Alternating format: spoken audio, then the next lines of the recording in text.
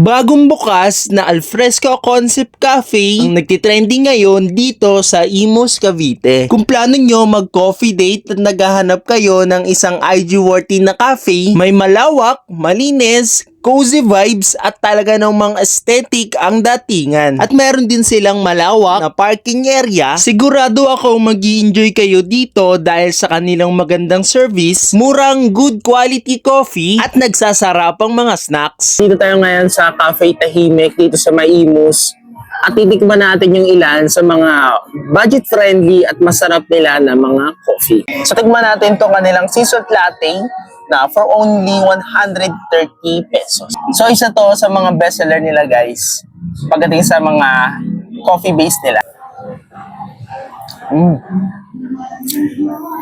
So isa to sa mga matapang nila na coffee. So kung gusto nyo ng matapang na coffee, so ito try nyo yung sea salt latte. So next natin yung kanila non-coffee na matcha latte.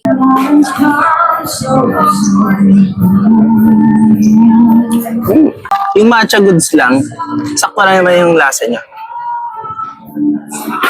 Must try to guys. At sa kanilang snacks, meron silang crispy fries, 6 pieces na wings, pizza at nachos. At open sila from 4 p.m. to 11 p.m. every day. Yung location nila ay searchable naman sa Google Map.